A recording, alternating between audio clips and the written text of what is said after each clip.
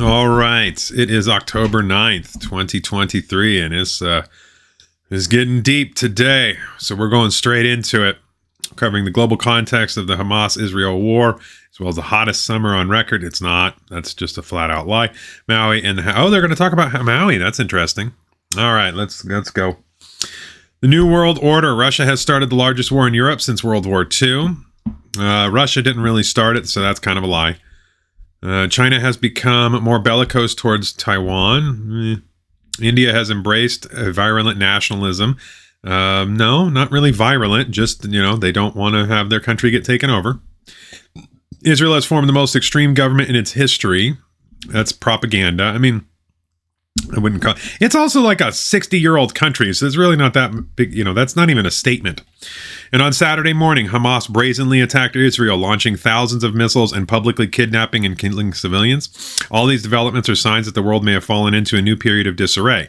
Countries and political groups like Hamas are willing to take big risks rather than fearing the consequences would be too dire.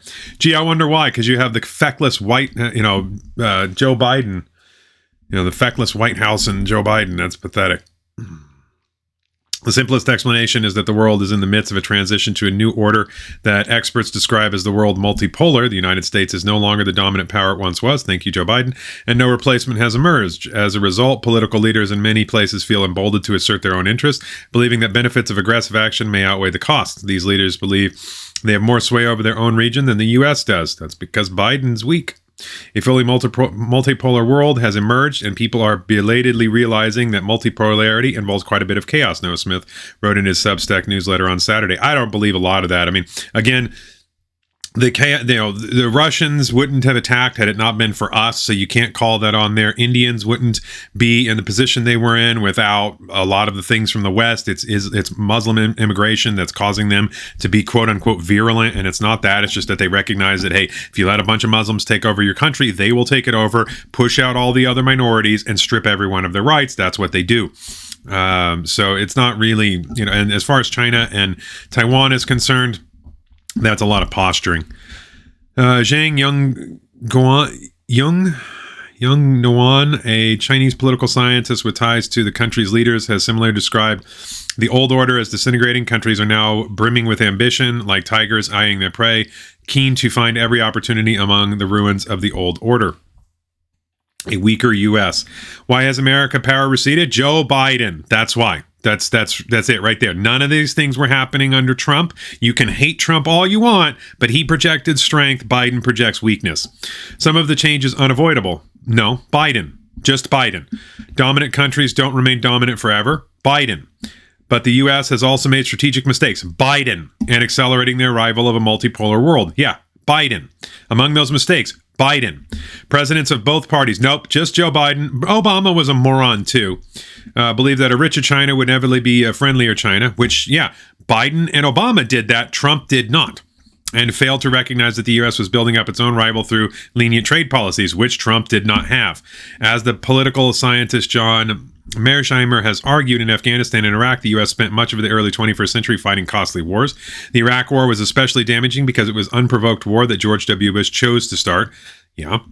And the humiliating retreat from Afghanistan, overseen by President Biden, made the U.S. look weaker still. That's because, yeah, exactly. That's one of the reasons why things happen. Everyone looked at what happened in Afghanistan. Well, America has no leader. Joe Biden is a moron, so we can do whatever we want. Perhaps the biggest damage to American prestige has come from Donald Trump. Nope, that's a false statement.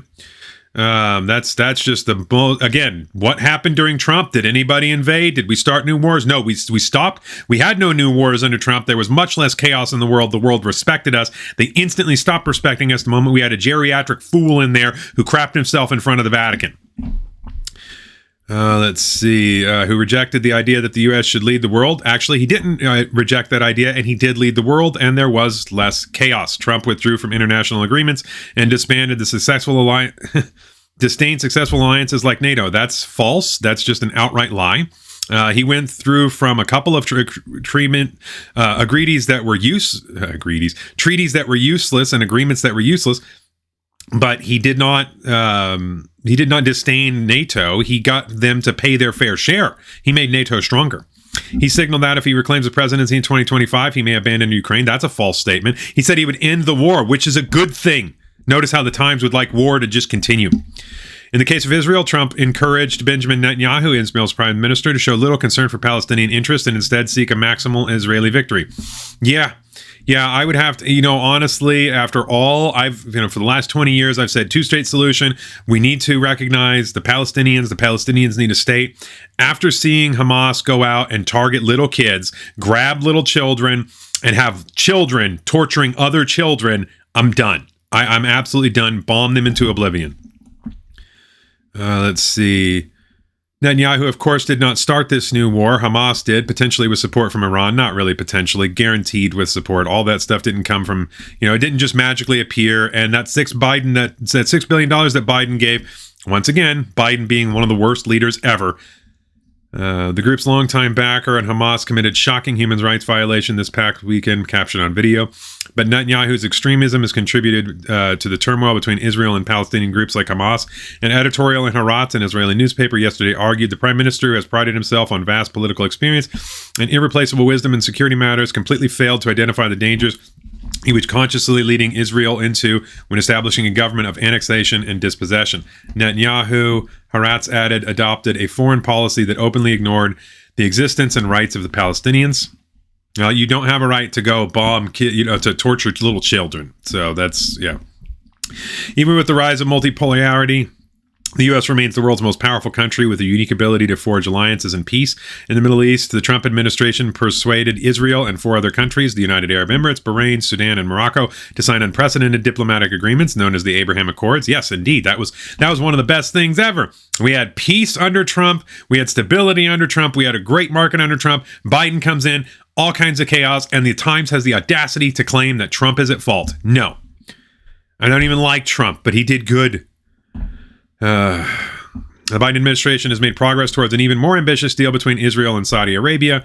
And, there's a real good chance that the reason why Hamas did this was because of that. Hamas attacked Israel in part to undermine an Israeli-Saudi deal. Many experts believe such as a deal could isolate Iran, Hamas's patron, and can lead to an infusion of Saudi money for the Palestinian Authority, a more moderate group than Hamas, as Thomas Friedman explained in this column. But if the recent Hamas attacks led Israel to reduce the Gaza Strip to rubble in response, Saudi Arabia will have a hard time agreeing to any treaty. This will slow considerably, if not kill, the Saudi Abraham Accords deal, Mara Rudman, a former U.S. diplomat, told The Times. In these ways, you can think of Hamas's attacks as an attempt to prevent a reassertion of American power and instead to continue pushing the world towards multipolarity. I understand that some readers may question whether a long era of American power that's now fading was worth celebrating. Without question, it included some terrible injustices, be they in Vietnam, Iran, Guatemala, or elsewhere. You forgot about Iraq, Afghanistan.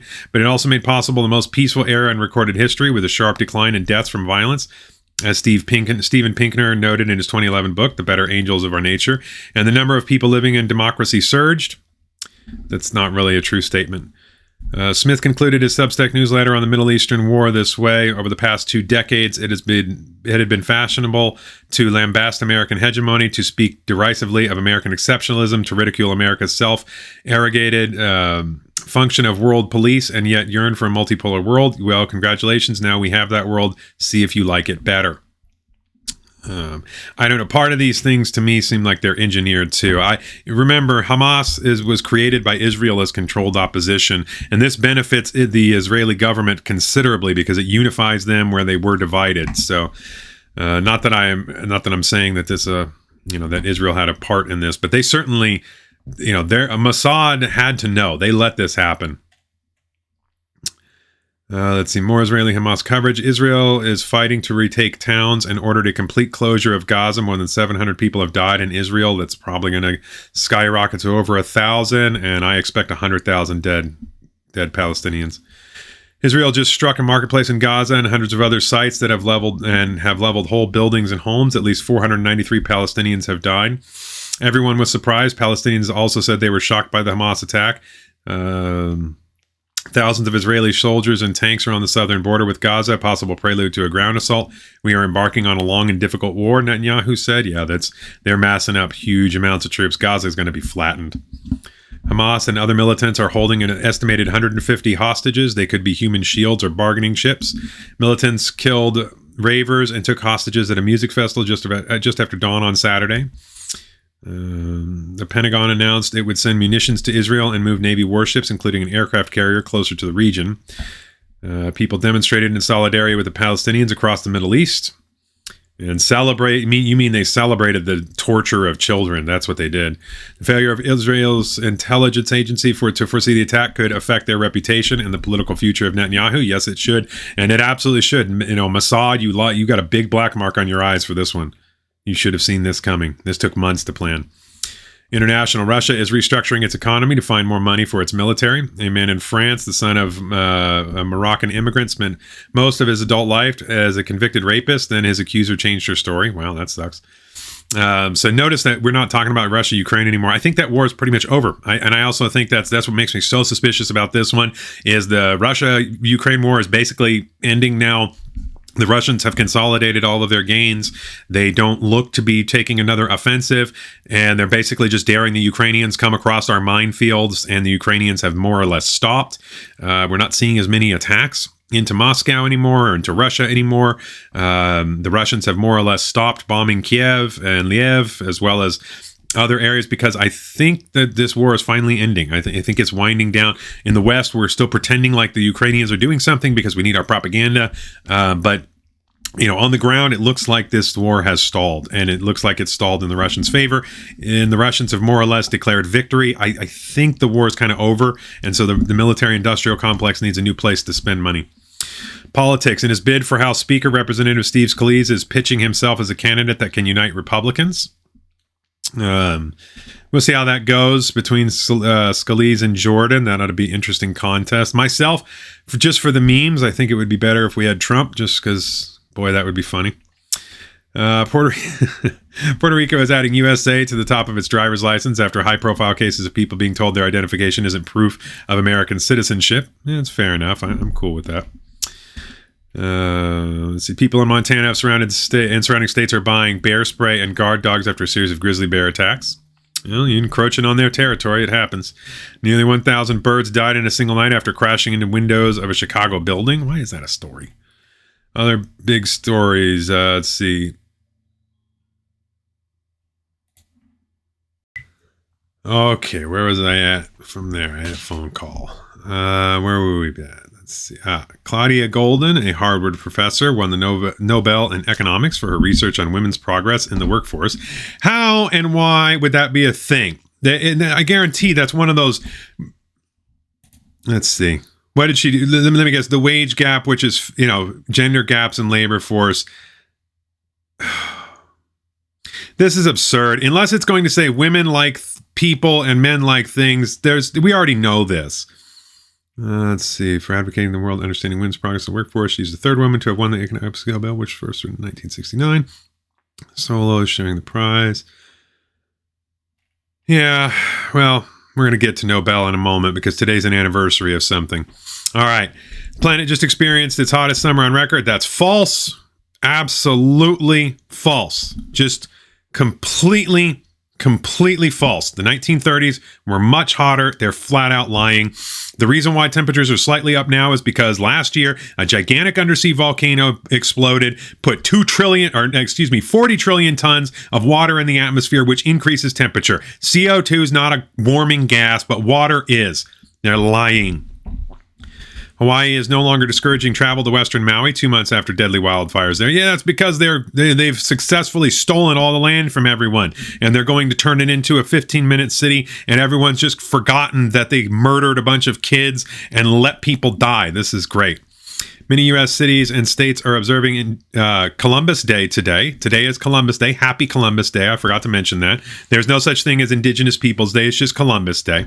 The history about Columbus Day is Columbus discovered the Americas, and we celebrate that here. He was a good dude. Powerball, the lottery, the tax on the poor has grown to $1.5 billion. Let's see.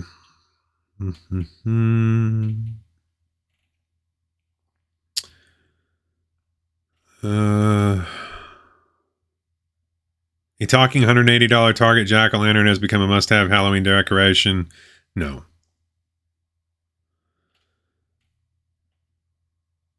The 49ers remain undefeated after clobbering the Cowboys 42-10, an impressive performance. Good job. Used to be a 49er fan. Then they went woke and I don't care about football anymore. 10 years ago this month, 12 Years a Slave, directed by Steve McQueen and written by John Ridley, was released. It was a serious R-rated black drama with no movie stars, but it went on to gross nearly $190 million. The movie arrived in Hollywood like a UFO landing, writes Times reporter Reggie Ugwo, paving the way for Landmark's film Selma 2014 and Moonlight 2016. Read the oral history of making the film from McQueen, Hans Zimmer, the film's producers, and others. Okay, so today in history, a dark day in history. On October 9th, 2009, President Barack Obama won the Nobel Peace Prize for what the Norwegian Nobel Committee called the, quote, his extraordinary efforts to strengthen international diplomacy and cooperation between peoples, end quote. This was 8 months after he'd been in office. 8 months this man is in office and he gets a Nobel Peace Prize. He proceeded to bomb 7 countries after. 7 new countries, total of 9 he bombed, all with brown people during his tenure.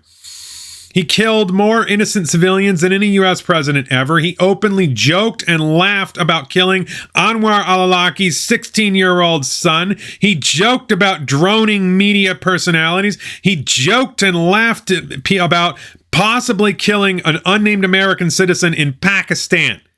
Yeah, he was a disgrace, and giving him the Nobel Prize completely diminishes the prize. It's meaningless now. Okay.